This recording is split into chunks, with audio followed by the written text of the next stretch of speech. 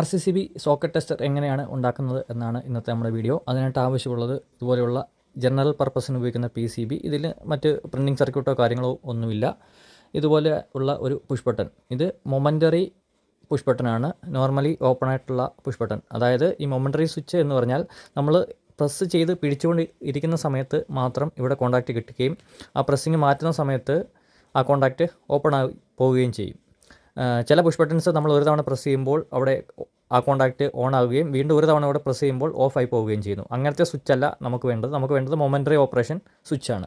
പിന്നെ ആവശ്യമുള്ളത് ഇതുപോലെയുള്ളൊരു സെലക്ടർ സ്വിച്ചാണ്. ഇത് 12 വേ 1 പോൾ സെലക്ടർ സ്വിച്ചാണ്.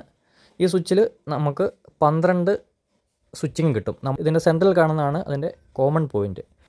അതായത് നമ്മൾ ഈ കോമൺ പോയിൻറ്റിലേക്കൊരു കണക്ഷൻ കൊടുത്തു കഴിഞ്ഞ് കഴിഞ്ഞാൽ ഇതിൽ ഏത് പോളിലേക്കാണോ നമ്മൾ ഈ സ്വിച്ച് സെലക്ട് ചെയ്തിട്ടിരിക്കുന്നത്, അപ്പം ഈ പോളും ആ സെലക്ട് ചെയ്ത പോളും തമ്മിൽ ഒരു ക്ലോസ്ഡ് പാത്ത് കിട്ടും. ഇവിടെ ഇപ്പം ഇതാണ് അതിൻ്റെ നോബ്. ഈ നോബ് ഇപ്പോൾ സെലക്ട് അയക്കുന്നത് ഒന്നാമത്തെ സ്വിച്ചിലേക്കാണ്. ഇത് കണ്ടില്ലേ, ഒന്നാമത്തെ പോയിൻറ്റിലേക്കാണ്. അപ്പോൾ ആ പൊസിഷനിൽ ഒന്നും ഈ കോമണും തമ്മിൽ കോണ്ടാക്റ്റ് കിട്ടും.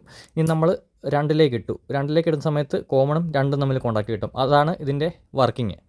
പിന്നെ നമുക്ക് ആവശ്യമുള്ളത് ഇതുപോലത്തെ ഒരു ഗ്ലാസ് ഫ്യൂസിൻ്റെ ഹോൾഡർ, അതുപോലെ തന്നെ ഒരു 100 മില്ലി ആംപിയറിൻ്റെ ഗ്ലാസ് ഫ്യൂസാണ്. ഇത് കണ്ടില്ലേ, 250 വോൾട്ട് 100 മില്ലി ആംപിയർ റേറ്റിങ്ങിലുള്ള ഒരു ഗ്ലാസ് ഫ്യൂസ്. ഇത് നമ്മളെ സർക്യൂട്ടിൻ്റെ പ്രൊട്ടക്ഷന് വേണ്ടിയാണ്. പിന്നീട് ഇതുപോലെയുള്ള കുറച്ചധികം റെസിസ്റ്ററുകൾ ആവശ്യമുണ്ട്. ഏതൊക്കെ വാല്യൂലുള്ള റെസിസ്റ്റൻസ് ആണ് ആവശ്യമുള്ളത് എന്ന് നമ്മൾ ഡയഗ്രത്തിൽ കാണിക്കുന്നതാണ്. അതുപോലെ തന്നെ ഈ റെസിസ്റ്ററിൻ്റെ റേറ്റിംഗ് 2 വാട്ടാണ്. ഇതാണ് നമ്മുടെ ടെസ്റ്ററിൻ്റെ ഡയഗ്രം. ഈ കാണുന്നതൊക്കെ റെസിസ്റ്ററുകളാണ്, റെസിസ്റ്ററിൻ്റെ സിമ്പിളാണ് ഇതാണ് റെസിസ്റ്റർ. ഈ കാണുന്ന ഡയഗ്രത്തിൽ എല്ലാം സീരീസ് കണക്ഷനായിട്ടാണ് കാണിച്ചിരിക്കുന്നത്. ഇനി സീരീസ് കണക്ഷൻ എന്താണെന്ന് നോക്കാം. ഇതുപോലെയുള്ള 2 റെസിസ്റ്റർ ഈ രീതിയിൽ കണക്ട് ചെയ്ത് കഴിഞ്ഞാൽ ഇത് സീരീസ് കണക്ഷനും, 2 റെസിസ്റ്റർ ഈ രീതിയിൽ ലിങ്ക് ചെയ്ത് കഴിഞ്ഞാൽ അത് പാരലൽ കണക്ഷനുമാണ്. അപ്പോൾ ഇത് അറിയാൻ പാടില്ലാത്ത ആളുകൾക്ക് വേണ്ടിയാണ് ഈ പറയണത്. അപ്പോൾ നമ്മളിവിടെ ഉപയോഗിച്ചിരിക്കുന്നതൊക്കെ സീരീസ് കണക്ഷനായിട്ടാണ്. അപ്പോൾ നിങ്ങൾ ഈ കാണുന്ന ഡയഗ്രത്തിലുള്ള വാല്യൂസിലുള്ള റെസിസ്റ്ററുകൾ വാങ്ങുക. ആ വാങ്ങുന്ന റെസിസ്റ്ററിൻ്റെ വാട്ടേജ് റേറ്റിംഗ് ഉണ്ടാവും. വാട്ടേജ് റേറ്റിംഗ് 2 വാട്ട് ഉള്ളത് തന്നെ വാങ്ങുക. 2 വാട്ടിൽ കുറവായിട്ടുള്ള റെസിസ്റ്ററുകൾ ഉപയോഗിച്ച് കഴിഞ്ഞാൽ റെസിസ്റ്റർ ഡാമേജ് ആയി പോകാനുള്ള സാധ്യത ഉണ്ട്. ഈ കാണുന്ന റെസിസ്റ്ററുകൾ എടുത്തിട്ട് ഇതേ രീതിയിൽ നമുക്ക് PCBയിൽ കണക്ട് ചെയ്യണം. ഇത് ഒരു സെക്ഷനും ഈ 3 റെസിസ്റ്റർ മറ്റൊരു സെക്ഷനുമാണ്. അപ്പോൾ അത് ഇതൊരു കോമൺ പോയിൻ്റായിട്ട് എടുത്തിട്ട് ആ ഒരു കോമൺ പോയിൻറ്റിലേക്ക് നമുക്ക് എർത്ത് കണക്ട് ചെയ്യേണ്ട ആവശ്യമുണ്ട്. ആ എർത്തിൽ നിന്നും 3 റെസിസ്റ്റൻസ് ഈ രീതിയിൽ കണക്ട് ചെയ്യുക. ബാക്കിയുള്ള റെസിസ്റ്റൻസ് വേറെ രീതിയിൽ സീരീസ് ആയിട്ട് കണക്ട് ചെയ്യുക. ഈ ബോർഡിൽ റെസിസ്റ്റർ ഈ രീതിയിൽ മടക്കി കഴിഞ്ഞ് കഴിഞ്ഞാൽ ഇങ്ങനെ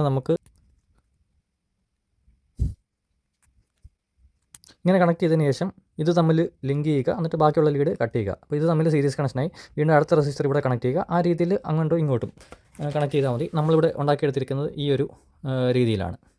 നമ്മൾ ആദ്യം കാണിച്ച 3 റെസിസ്റ്ററാണ് ഈ കാണുന്നത്. അപ്പോൾ അതിനെ ഒരു സെക്ഷനാക്കി മാറ്റുക, ബാക്കിയെല്ലാം വേറെ ഒരു സെക്ഷനാക്കി മാറ്റുക. അപ്പോൾ ഇത് സീരീസ് ആക്കി കഴിയുമ്പോഴത്തേക്ക് ഈ ഒരു രീതിയിലുള്ള കണക്ഷൻ വരും. അതിൽ നമ്മൾ ഇവിടെ മാർക്ക് ചെയ്തേക്കുന്ന ഈ റെഡ് വെച്ചിട്ട് മാർക്ക് ചെയ്തേക്കുന്ന 12 പോയിൻറ്റുകളുണ്ട്. ഈ 12 പോയിൻറ്റും നമ്മുടെ സെലക്ടർ സ്വിച്ചുമായിട്ട് കണക്ട് ചെയ്യാൻ വേണ്ടിയാണ്.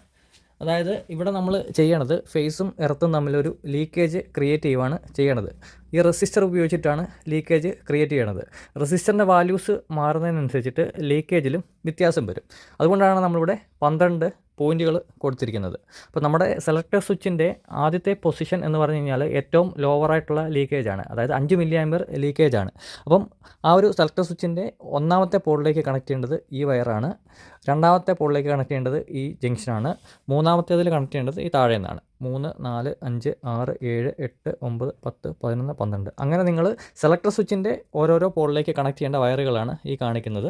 ഇത് കണ്ടോ, ഇതിൻ്റെ ബാക്ക് സൈഡ് വരുമ്പോൾ ഇങ്ങനെയാണ്. അപ്പം ആ ഒരു കൃത്യമായിട്ടുള്ള ജംഗ്ഷൻ നോക്കിയിട്ട് അവിടുന്ന് ഇത് കണക്ക് ലൂപ്പ് വയർ എടുത്താൽ മതി. അതെടുത്തിട്ട് ഈ സ്വിച്ചുമായിട്ട് കണക്ട് ചെയ്യുക. അപ്പോൾ അത്രയും കാര്യം ക്ലിയറായി എന്ന് കരുതുന്നു. അതിലെന്തെങ്കിലും സംശയം ഉണ്ടെങ്കിൽ നിങ്ങൾ കമൻറ്റായിട്ട് ഇട്ടാൽ മതി. അതുപോലെ തന്നെ പല ആളുകൾക്കും ഇങ്ങനെ ഒരു സംശയം തോന്നിയിട്ടുണ്ടാകും. ഇവിടെ 1 കിലോ ഓമിൻ്റെ റെസിസ്റ്റൻസ് സീരീസ് ആയിട്ട് കൊടുത്തിട്ടുണ്ട്. അതിന് പകരമായിട്ട് സിംഗിളായിട്ടുള്ളൊരു വാല്യൂ കൂടുതലുള്ള റെസിസ്റ്റൻസ് എടുത്താൽ പോരെ എന്നൊക്കെ. ഇതിനകത്തൊക്കെ ചില കാൽക്കുലേഷനും കാര്യങ്ങളൊക്കെ ഉണ്ട്. നമ്മൾ 5 കിലോ ഓമിൻ്റെ ഒരു റെസിസ്റ്റർ ഉപയോഗിക്കുന്നതും 5 1 കിലോ റെസിസ്റ്റർ ഉപയോഗിക്കുന്നത് തമ്മിൽ വാട്ടേജ് കണക്കിലൊക്കെ വ്യത്യാസമുണ്ട്. 5 കിലോമിൻ്റെ സിംഗിൾ റെസിസ്റ്റർ ഉപയോഗിച്ച് കഴിഞ്ഞാൽ ആ റെസിസ്റ്റർ ഡാമേജായി പോകാനും ഈ സർക്യൂട്ട് ഡാമേജായി പോകാനുള്ള സാധ്യതയുണ്ട്. ഈ കാണുന്നത് ഇൻഡിക്കേഷൻ സർക്യൂട്ടാണ്. ഇൻഡിക്കേഷൻ എന്ന് പറഞ്ഞാൽ പൊളാരിറ്റി ഇൻഡിക്കേഷൻ. അതിൽ നമ്മൾ IN4007 ഡയോഡ് ഉപയോഗിച്ചിട്ടുണ്ട്, LED ഉപയോഗിച്ചിട്ടുണ്ട്, റെസിസ്റ്റർ ഉപയോഗിച്ചിട്ടുണ്ട്. ഇവിടെ ഉപയോഗിച്ചിരിക്കുന്ന റെസിസ്റ്റർ 100K 2 വാട്ടിൻ്റെയാണ്. അപ്പോൾ ഈ രീതിയിൽ ഇൻഡിക്കേഷൻ വേണ്ടി സർക്യൂട്ട് ഡിസൈൻ ചെയ്യുക. അപ്പം ആ ഒരു ഇൻഡിക്കേറ്ററിലേക്ക് ന്യൂട്രൽ എടുത്തിട്ടുണ്ട്, അതുപോലെ തന്നെ എർത്ത് എടുത്തിട്ടുണ്ട്. ഈ എർത്ത് തന്നെയാണ് ഈ ഒരു സീരീസ് കണക്ഷൻ്റെ ഈ പോയിന്റിലേക്ക് എടുത്തിരിക്കുന്ന എർത്ത്. അപ്പോൾ എർത്ത് കണക്ഷൻ ഇവിടെയും ആവശ്യമുണ്ട്, ഇവിടെ ഇൻഡിക്കേഷൻ സർക്യൂട്ടിനും ആവശ്യമുണ്ട്. ന്യൂട്രൽ ഇൻഡിക്കേഷൻ സർക്യൂട്ടിന് മാത്രം മതി. ഇനിയും ഫേസ് ലൈൻ വന്നിട്ട് ഗ്ലാസ് ഫ്യൂസിൽ കയറുന്നു. ഗ്ലാസ് ഫ്യൂസിൻ്റെ ഔട്ട് നേരെ പുഷ് ബട്ടൻ്റെ ഒരു ടെർമിനൽ കയറുന്നു. പുഷ് ബട്ടൻ്റെ രണ്ടാമത്തെ ടെർമിനലിൽ നിന്നും ഇവിടെ എടുത്തിരിക്കുന്ന സെലക്ടർ സ്വിച്ചിൻ്റെ കോമൺ പോയിന്റിലേക്കാണ് കണക്ട് ചെയ്തിരിക്കുന്നത്. നമ്മളിവിടെ കൃത്യമായിട്ട് എഴുതിയിട്ടുണ്ട്, connect to the common point of the selector switch. Glass ഫ്യൂസിൻ്റെ ഔട്ടിൽ നിന്നും ഇൻഡിക്കേഷൻ സർക്യൂട്ടിലേക്കുള്ള ഫേസും കണക്ട് ചെയ്യേണ്ടതാണ്.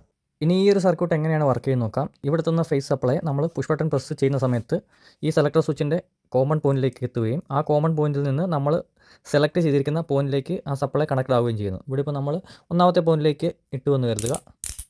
ഇവിടെ ഇപ്പം കോമണും ഒന്നും തമ്മിലാണ് കോൺടാക്ട് കിട്ടുന്നത്. അപ്പോൾ കോമൺ പോയിന്റിൽ ഫേസ് എത്തി, ആ ഫേസിൽ നിന്നും ഒന്നാമത്തെ പോയിന്റിലേക്കും ഫേസ് എത്തി. ഒന്നാമത്തെ പോയിന്റ് എന്ന് പറഞ്ഞാൽ ഇതാണ്. ഇവിടെ നമ്മൾ 22K, 12K, 10K അങ്ങനെ 3 റെസിസ്റ്ററുകളാണ് ഇവിടെ ഉപയോഗിച്ചിരിക്കുന്നത്. അപ്പോൾ ടോട്ടൽ ഇവിടുത്തെ വാല്യൂ എന്ന് പറഞ്ഞാൽ 44 കിലോമാണ്. ഇവിടേക്കാണ് നമ്മൾ എർത്ത് കണക്ട് ചെയ്തിരിക്കുന്നത്. അപ്പം ഈ പോയിന്റിനും അക്രോസ് ഉള്ള റെസിസ്റ്റൻസ് എത്രയാണോ അതാണ് നമ്മൾ കാൽക്കുലേറ്റ് ചെയ്തത്. ഇപ്പോൾ ഫേസിനും എർത്തിനും അക്രോസ് ഉള്ളത് 220 വോൾട്ടാണ്. ആ 220 വോൾട്ടിൽ എത്ര മില്ലിയാമ്പർ ലീക്കേജ് ഇഞ്ചെക്റ്റ് ആവും നമുക്ക് നോക്കാം. 220 വോൾട്ടിനെ നമ്മൾ 44,000 കൊണ്ട് ഹരിക്കണം. അന്നേരം നമുക്ക് ഇവിടെ കിട്ടുന്നത് 0.005, അതായത് 5 മില്ലിയാമ്പിയറാണ് ഇവിടെ ഇതിനക്രോസ് ക്രിയേറ്റ് ആവുന്ന ലീക്കേജ്. ഇനി നമ്മൾ സെലക്ടർ സ്വിച്ച് രണ്ടാമത്തെ പൊസിഷനിലേക്ക് ഇടുമ്പോഴത്തേക്ക് റെസിസ്റ്റൻസ് ഇങ്ങനെയാവും. പിന്നെ നമ്മൾ മൂന്നാമത്തെ പൊസിഷനിലേക്ക് എത്തുമ്പോഴത്തേക്ക് അവിടെ ഉണ്ടാകുന്ന റെസിസ്റ്റൻസ് ഇവിടെ മുതൽ ഇവിടെയുള്ള ഇത്രയും റെസിസ്റ്റൻസ് അതിനുള്ളിൽ വരും. അങ്ങനെ ഓരോ പോയിന്റ് മാറ്റിയിടുന്നതനുസരിച്ച് റെസിസ്റ്റൻസിൻ്റെ വാല്യൂ കുറയും. റെസിസ്റ്റൻസിൻ്റെ വാല്യൂ കുറയുന്നതനുസരിച്ചിട്ട് ലീക്കേജ് കൂടും.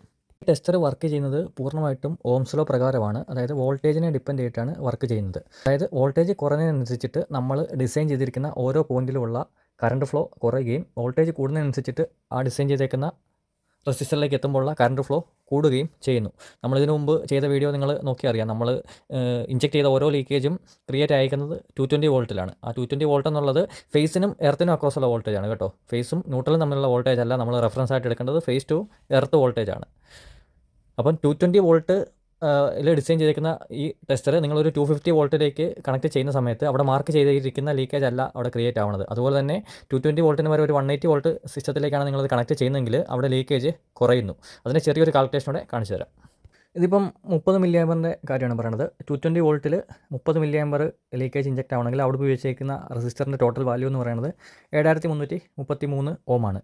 പല വീടുകളിൽ പല വോൾട്ടേജ് റേഞ്ചിൽ ചെക്ക് ചെയ്യുമ്പോൾ അവിടെ ഉണ്ടാകുന്ന മാറ്റം എന്താണെന്ന് നോക്കാം. നമ്മൾ സെലക്ടർ സ്വിച്ച് നിലവിലിട്ടിരിക്കുന്നത് 30 മില്ലിയാമ്പറിലാണ്. അത് 180 വോൾട്ടുള്ള സിസ്റ്റത്തിലാണെങ്കിൽ 24 മില്ലിയാമ്പർ, 190 25 മില്ലിയാമ്പർ, 200 27 മില്ലിയാമ്പർ, 210 28 മില്ലിയാമ്പർ, 220 30 മില്ലിയാമ്പർ, 230 31 മില്ലിയാമ്പർ, 240 32 മില്ലിയാമ്പർ, 250 34 മില്ലിയാമ്പർ. അപ്പോൾ ഈ ഒരു കണക്കൂടെ നിങ്ങൾ കൃത്യമായിട്ട് അറിഞ്ഞിരിക്കണം. അതായത് വോൾട്ടേജ് കുറയുന്നതിനും കൂടുന്നതിനും അനുസരിച്ചിട്ട് ഒരേ പോയിന്റിൽ തന്നെയുള്ള ലീക്കേജ് കുറയുകയും കൂടുകയും ചെയ്യും.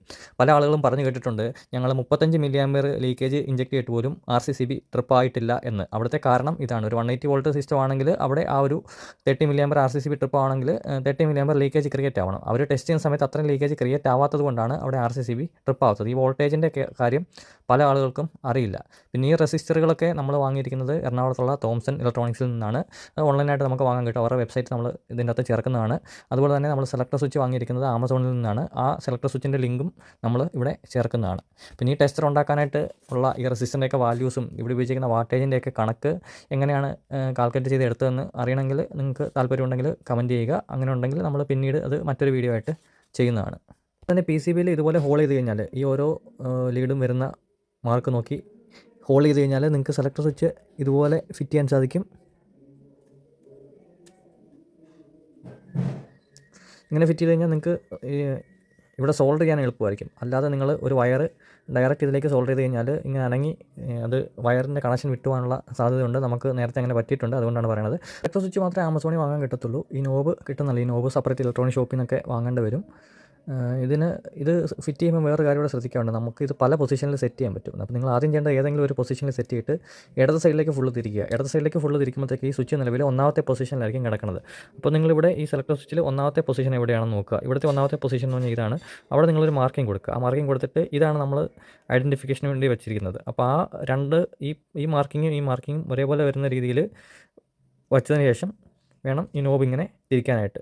അല്ലെങ്കിൽ നിങ്ങൾക്ക് സംഭവിക്കുന്നത് എന്താണെന്ന് വെച്ച് കഴിഞ്ഞാൽ നിങ്ങളുടെ സെലക്ടർ സ്വിച്ച് ചിലപ്പം 5ാമത്തെ പൊസിഷനിലായിരിക്കും കിടക്കുന്നത്. നിങ്ങളത് നേരെ കൊണ്ട് ഒന്നിൽ ഫിക്സ് ചെയ്ത് കഴിഞ്ഞാൽ നിങ്ങൾക്ക് ഇങ്ങനെ റൊട്ടേഷനിൽ മാറ്റം വരും. അപ്പോൾ നിങ്ങളുടെ മൊത്തത്തിലുള്ള കാൽക്കുലേഷൻസ് തെറ്റിപ്പോവും. അപ്പോൾ അത് കൃത്യമായിട്ട് ശ്രദ്ധിക്കുക.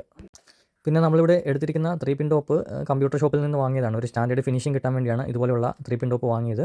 ഇത് കണക്കുള്ള 3-പിൻ ടോപ്പ് കേബിൾ കൂട്ടി കിട്ടും. അപ്പോൾ നമുക്കൊരു ഫിനിഷിംഗ് കിട്ടും. അല്ലാതെയുള്ള കേബിളും 3-പിൻ ടോപ്പുമായിട്ട് വാങ്ങിക്കഴിഞ്ഞാൽ നിങ്ങൾക്ക് കാണുമ്പോൾ ഒരു ലുക്ക് കിട്ടില്ല. അതുകൊണ്ടാണ് ഇങ്ങനെ നമ്മൾ ചെയ്തിരിക്കുന്നത്. ഇതിന് ഏകദേശം ഒരു 200 രൂപ കോസ്റ്റ് വന്നിട്ടുണ്ട്. ഈ ടെസ്റ്റർ ഉപയോഗിച്ചിട്ട് ഇഞ്ചെക്ട് ചെയ്യാൻ പറ്റുന്ന ലീക്കേജ് ഏതൊക്കെയാണെന്നുള്ളതിൻ്റെ ഒരു വീഡിയോ നമ്മൾ ഇതിനു മുമ്പായിട്ട് ചെയ്തിട്ടുണ്ട്. അതുപോലെ തന്നെ പൊളാരിറ്റി ഇൻഡിക്കേഷൻസ് എങ്ങനെയാണ് നോക്കേണ്ടതെന്നും ആ വീഡിയോയിലുണ്ട്. താല്പര്യമുള്ളവർക്ക് ആ വീഡിയോ കാണാവുന്നതാണ്.